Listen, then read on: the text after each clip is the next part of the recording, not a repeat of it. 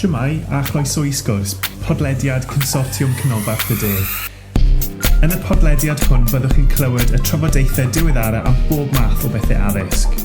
Hello and welcome to Sgwrs, the Central South Consortium podcast. In this podcast we'll bring you the very latest discussions on all things education. Shwmae and croeso I Sgwrs. Hello and welcome to Sgwrs. Today we're going to hear from a school in Cardiff and how they've worked to achieve high standards and aspirations for all in the vital skill of literacy, specifically in our national priority area of oracy. To give you some context, CSC has supported the development of oracy for a number of years. Back in 2019, CSC funded Voice 21 to train over 200 teachers in the region to become oracy pioneers. These pioneers represented every phase and cluster in the region to enable schools to work together in clusters to develop this vital skill. Since then, CSC has developed a regional toolkit for oracy, which shares the Voice 21 strategies and effective practice case studies from the region. We've also funded the work of over 30 schools in the region to work towards becoming oracy hubs, thereby facilitating and supporting school-to-school working. I'm thrilled today to be joined by George and Kate from Corpus Christi High School. This is a comprehensive school located in North Cardiff with just over 1,000 pupils. They began to develop oracy with Voice 21 and CSC back in 2019. And through this partnership working, they've covered most strands of support from classroom practice, whole school culture and leadership of oracy. And they're now in the position where they're moving towards accreditation with Voice 21 to become a centre of excellence for oracy. And they will be the first secondary school in Wales on this pathway. Welcome, George and Kate. So, George, we know that leadership plays a huge role in any kind of change management. Can you tell me how you managed this change around oracy?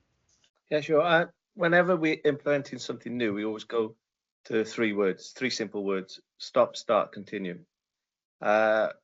Basically, we stop doing anything that's not having the impact. Dare I say, to those vanity projects, we stop those. We continue to do what we know works and has impact and works for our context in our school. And then we then start to think about what new initiatives can we implement. So before we do that, we go to a simple SWOT analysis. The threats will then become the potential barriers to that change. And from this, we identified when we did our SWOT analysis that it was low staff confidence in developing pupils' oracy, the workload initiative. Mm-hmm. Is this just another fad? Is it just something we're going to bolt onto something? Yeah. And then look at the strengths and the opportunities really provided that rationale for change. It's a given that literacy is a national priority. Yeah. If you look at the Education Endowment Foundation's guidance on the 7 ways of improving literacy in secondary school, oracy is a main part of that. Mm. So that is the evidence-informed approach, which I think is really important, because you commonly ask, well, how do you know this worked? Well, there's a lot of research that goes into this to say that this will have an impact. And also, I think it's like, from that is reassuring that it's not an add-on, and some of these initiatives, these strategies can be done quite simply by just changing the way you think in the classroom rather than producing endless resources. Yeah. And also, it links very well to what we were doing already at the time with working on developing pupils' vocabulary. And also it fitted in with our teaching and learning model, which is 6 principles of excellence. And one of the key part of that is that developing high quality skills for all. And finally, I think as a Catholic school, it fits well with our pupil profile. Yeah. Particularly with eloquence is one of the main parts of that profile. Okay. And sort of, did you identify any members of staff, or sort of how did you identify your change agents there? Well, I went to the English department first. Yeah. That was my first protocol. And I think obviously there's the natural passion for developing oracy there. We also went to sort of other subjects where I knew in the past where they'd helped with developing vocabulary. They were involved in delivering that training. So I think it was a person from the English department, for history department, and somebody from science, and they would then would go on to the Voice 21 training. Right. And then from that, we would use those members of staff in the trainer model when delivering staff, inset to staff. It's really important, isn't it, to get the right people as those change agents, because you want them to kind of cascade all of that across your school. So thinking about your staff then, how did you kind of, from a leadership point of view, strategically build in that time, that space for staff? What sort of things did you look at there? Well, the first one was a whole school inset on Voice 21. Right. And Kate, I think, led that really well. Yeah. And it was a really good day because everybody sort of really thought, oh, do you know what? This is not an add-on. It's not a gimmick. It's something that wouldn't take much to do in the classroom. And so, as we identified those change agents, they would then deliver the old school inset on Voice 21, and I think we split the school into the staff into three groups. Did that way. It was much better than doing the whole staff all in one. We find that far more effective. That's probably our real go-to, is that method. So we did that.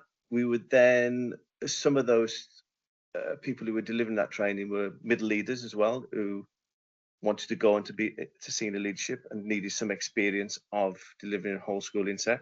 Yeah. We had at the time asynchronous and asynchronous professional learning offer. Yeah. A teacher learning website where staff can access various articles on developing oracy in school, and also videos of staff using those Voice 21 techniques in the classroom. Yeah, that's a lovely idea. I think that really works, because sometimes if you say showing a video of a classroom somewhere else, I think it's more believable in your own school, because they say, oh yeah, it does work, because I teach that class. Exactly. It's that idea. You can have those natural conversations, can't you? Oh, I saw you doing that with this class. How did you? Yeah, it's a really lovely idea. I like that idea. You talked there about staff training. We know, don't we, that when we're trying to kind of drive any change in schools, one of the real risks is that implementation gap, isn't it? So what steps did you put in place to guard against any kind of implementation gap, or how did you support implementation across the school? Again, there's a great piece of guidance from the Education Endowment Foundation on school implementation. Yeah. So we follow that quite closely. We identified that oracy had to be a main school priority. It has to be given a high profile within the school for it to work. It became a PM target, performance management target. We made sure that professional learning offer was closely aligned to that PM target for it to work. And from that, we would then go into where we'd monitor and evaluate it through learning walks, lesson observations. In fact, this year we're going to a listening walk. Okay, listening walk. Yeah, just change the focus really. So we know we are going to try and listen for that development of oracy within the classroom. Okay. And sometimes it doesn't have to be, and again, I think people are fearful of the fact that we've got to have all these debates and discussion within the classroom, and it can simply just be how you're sort of developing the questioning, people's response to questioning. And we do a lot of, we are a TLAC school where we do a lot of silent solo and turn and talk, so it naturally fits in there. But where you don't use TLAC, it's a simple think, pair, share. Yeah. I think things like that is just trying to take away the fear of it. Yeah. So we do a learner voice. We do a learner voice and a staff voice. From that would feed into our departmental evaluation reviews and our dips for the following year and the SIP for the following year. And also we'd introduced progress reports for heads of departments and senior leaders, where we'll be commenting on what progress we're making towards meeting that school priority. And it will also be reflected in the departmental minutes. So it's like constant coming back to, through so many avenues, that implementation is kind of filtered across everything you're doing, essentially, isn't it? Yeah, it has to be that. It can't, like I said, I come back to what was said at the start. It can't be a bolt-on. No. Because you'll get no buy-in if that's the case. Yeah. And we go back to those 3 simple words at the end: stop, start, continue. And if we find that things are not a part of that, to try and aim to develop oracy, some things are not working, we will stop it. Yeah, and it's so important to do that, isn't it? Because sometimes we keep going with something and we know it isn't potentially working, and we keep going because of that sort of sunk cost fallacy. We've invested so much in something potentially that we're frightened to stop things, aren't we? But I think it's really important to have those review points to really question, to reflect, what is working. I think it's great to see. It comes with confidence, isn't it? Yeah. And know the school, know your staff, and think, you know what, this is not working. Yeah. Let's not invest any more time in this part. Yeah. Okay, so thanks, George. And Kate, I know your role is a lead practitioner for teaching and learning, and your specific background is literacy and English. So can you tell me sort of about the approaches to sort of transforming classroom practice across the school for oracy? Yeah, so we started with Voice 21 in sort of 2018, 2019. The journey that, we've had a huge journey with Voice 21 that has been facilitated largely by CSC. And when we started our sort of Voice 21 journey, we arranged a whole school inset, and enthusiasm was really there. People understood that oracy needed to be a focus, that it was logical, that it would have a big impact. And everybody as a school was so enthusiastic about it. But then COVID hit shortly after we had that inset.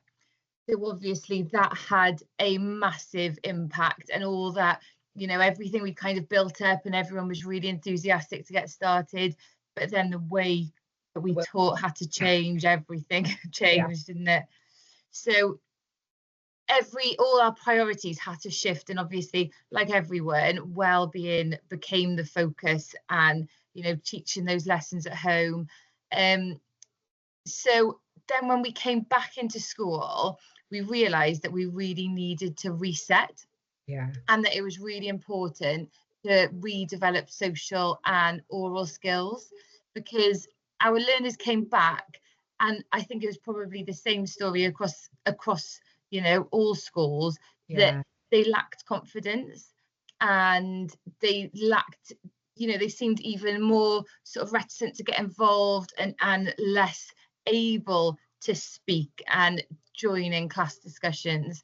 So we kind of reflected upon that and realised again that we needed to reintroduce oracy, and that not only would it help them academically, but also that well-being that we wanted to put even more emphasis on, that oracy would kind of help with that too.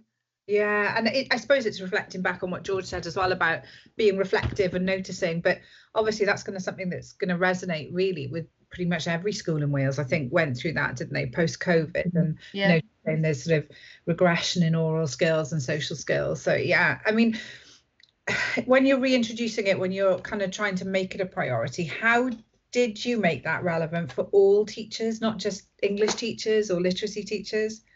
I think that was a big part of our sort of focus, was making sure that it wasn't seen as an English task and an English activity.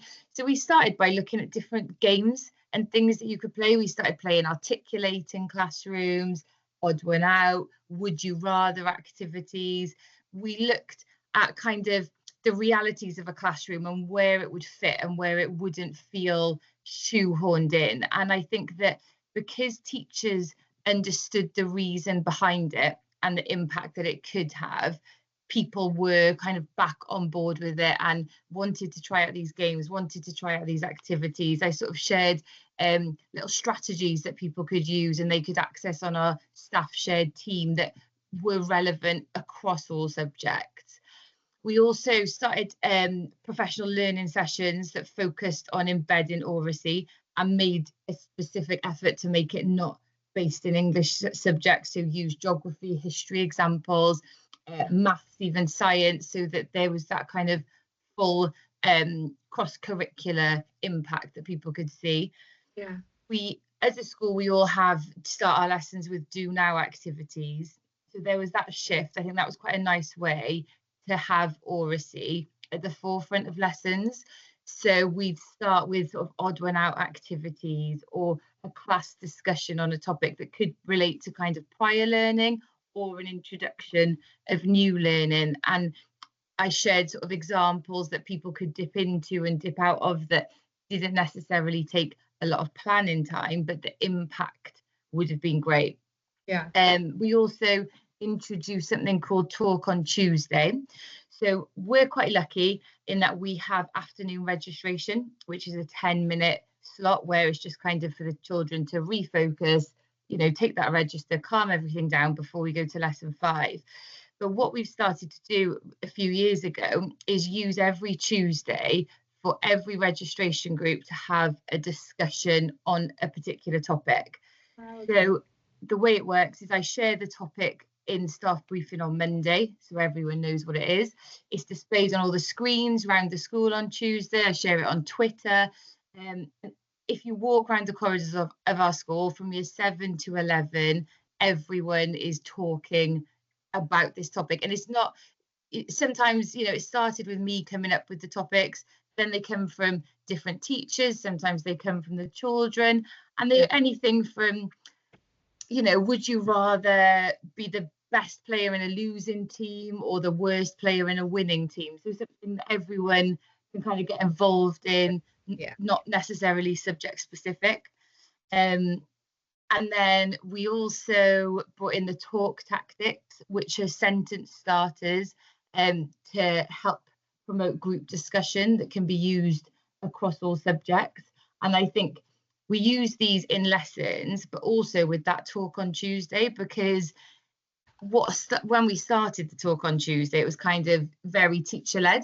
And we noticed that from kind of walking around, that although the conversations were happening, it was kind of teacher, pupil. Whereas using these kind of talk tactics and using different groupings in the classroom, it leads to sort of one pupil saying, oh, to build on Charlie's point or to argue against that. And the more we've kind of used those talk tactics across the school in lessons and in reg time, you can hear pupils using that kind of language more naturally.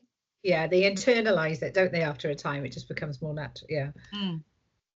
And then as well, oracy, like George said, became a target for everybody, a performance management target, so that everyone understands the importance of it and, you know, want to build on that throughout the year. We made a mark scheme, again, sort of making sure that it could move away from English. We developed a oracy-based mark scheme that could be used in assessments across the school. So, for example, it started with history. Okay. Mr. Thomas in the history department developed an oracy-based assessment criteria, and we made it so that it can kind of be adapted across lots of different subjects. So the way that he's used it in lots of different ways, but the most recent one was pupils had to prepare a presentation on how Ireland was impacted by British rule. And rather than it being a written assessment that it would have been for years and years and years, he's done it so it's kind of a presentation on a PowerPoint with a voiceover, and they're assessed for the content, but also the oracy skills as well. That's right. It's really interesting. And what were you noticing then about the impact this had on your learners, and kind of like how do you know that all of this work that your staff were doing and putting into changing your curriculum and your delivery, how did you know it was making a change to your learners, really? I think that the kind of base of all of that is looking at learner voice, which, like George said as well, is a priority in our school. So when we started a while ago and had learner voice sessions, pupils the overwhelming feedback was that pupils wanted to feel listened to. Yeah. And they want to speak. Obviously they like chatting, they like getting involved in things, but they wanted to feel listened to. So as a direct impact of that, alongside everything else we've been doing with everything in lessons and everything in registration, we developed a school podcast. And the idea is that every year group has their own podcast. Right. The people that do it change all the time. Anyone can get involved. They do any topic they want. The idea is kind of set them off and then leave them to develop it on their own. And we've had topics from your favorite Christmas song to is basketball a sport that should be taught in schools. They've done lots of different things. They've interviewed teachers in the school, interviewed the head of the football team or rugby team. And what we do is every fortnight in another afternoon registration session, that podcast is played. Right. So if you're a year 7 reg, you listen to the year 7 podcast. Yeah. And all the podcasts end with a question for the class to then discuss. Lovely. Oh, that's so nice. And it's really, it's lovely, and it's really developed. And it started with sort of everybody huddled around a microphone, but now it's become something that everyone's getting really involved in. We're lucky enough to have sort of a little podcast room in the school, and from then looking at pupil voice after the development of that podcast, there's been a real shift to the fact that pupils feel like they are listened to, and there's less of that feeling like there's that gap. Yeah. And I know as well you had a story, didn't you, about an ALN class and sort of how the quality of talk had improved as well. I wonder if you could tell us about that. Yeah, so last year I had the year 9 ALN class, and if I gave them something to talk about, if I asked them to talk about a task at the start of the year, they absolutely would have for 30 seconds done it as quickly as they could, and then they'd be talking about maybe their plans for the weekend or what subject they've got next or what they're having for lunch. And then we brought in the talk tactics and sort of introduced them slowly, looked at different kind of sentence stems, when we use them to challenge, how we kind of instigate conversations. And within a couple of months, I gave them a topic to talk about, and they were talking after 15 minutes on this one topic. They were still saying, well, to build on his point or to add to that point, I want to challenge you. And it was really polite. It was really respectful. And the language that they were using was, the teaching assistant in my room couldn't believe how great they were doing. Yeah. And to the point, as the year kind of went on, I wouldn't necessarily give them the sheets with the sentence starters or display them on the board, but you just hear them using it. You just hear it become part of their kind of natural expression. And it really is then that high standards for all, isn't it? That all children can achieve that with the right support. I mean, obviously you've talked there about the sort of the impact that you felt across the school. You know, part of the English GCSE is that oracy is an assessed part of that. You know, are you seeing any changes there? I think the biggest change we've seen is that in sort of previous years, there would be, and I'm sure this is probably similar across schools, a number of pupils that would refuse, just point blank refuse to do their individual talk or to do their group discussion, or would conveniently have an appointment on that time slot. And now I think because talk is such an integral part of every aspect of school life now, that you can see that there is less anxiety towards those. I mean, I've got the ALN class in year 11 as well. We did group discussions last week, and there was no question that they, as soon as we got the topic, they were happy to do it. They were super confident. They all spoke for 10 minutes. In fact, the teacher had to cut some of them off. And I think that's because of that kind of inbuilt structure that we've got now, where we're getting oracy as a focus and being listened to across the school. Yeah, and it right from the ground up, kind of, you know, it starts there from year 7. And actually, I know it's probably starting beyond year 7 because you work really closely with your cluster, don't you? Can you tell me about sort of, the work you've done with your cluster with regards to oracy. Yeah, we have got a really strong cluster, and we had some time to kind of plan and map oracy progression all the way from early years through to Key Stage 4. And what we really focused on was planning for the academic transition alongside well-being, and really kept both of those in mind as we were planning for that progression. And I think because we worked so sort of tightly together, the mapping has ensured a shared language, shared expectations, and so we're working together to avoid any duplication or any dips that could arise in performance as well. It's so important, isn't it? Because Eston talk about, didn't they, about in their transition report, about quite often we're planning for that well-being transition and that pastoral transition, but that academic transition is just as important, isn't it? So we're not wasting sort of vital time, and like you say, we're not duplicating things that have been covered, you know, really well in primary school as well. So in terms of your journey now, I know you're working on your accreditation to become a Voice 21 Centre of Excellence, but where do you want to go next with oracy? I think it's important to make sure that everything is informed by pupil voice, because I think having that initial discussion and pupils not feeling listened to, then acting on that and having the podcast, it has even more, you know, there's even more emphasis on it because it came from the pupils in the first place. So it's just, I think we want to keep listening to pupils, keep hearing what they need and where they see any gaps.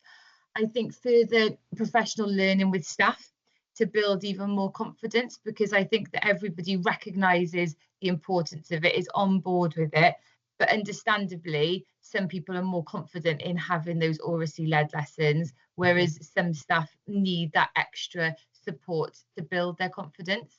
And obviously it'll be part of our kind of lesson observations and our cycle in school this year as well. Okay, well, huge thank you to you both for sharing sort of your expertise and the journey that you've been on, and I am hoping that your podcast gets a lot more listens after this podcast episode, because I think it's on your website, isn't it? It is on our school website. It's called Corpus Conversations, and there's a jingle done by our old year 11s as well. I love it. There's a plug for the podcast. So thank you both. And just to say, if any of your schools out there are looking for support in oracy, please take a look at our PL compendium, which has a really comprehensive offer. We also offer bespoke support if any school in the region is looking for something additional or over and above what's in our compendium. And of course, if you've got any questions for George and Kate, please get in touch with me and I can put you in touch with George and Kate. So just to say thank you very much for listening, and thank you very much to George and Kate for sharing today. Thank you. Thank you. Diolch am wrando ar y benod hon o Sgwrs. Cofiwch ein dilyn ar Twitter a Facebook, tanysgrifio ein sianel YouTube, ymuno yn cymunedau ar ein gwefan a darllen ein bwletin ysgolion wythnosol am y newyddion diweddaraf. Thanks for listening to this episode of Sgwrs. Don't forget to follow us on Twitter and Facebook, subscribe to our YouTube channel, join our online communities via our website, and read our weekly school bulletin for the latest news. Hwyl am y tro. Bye for now.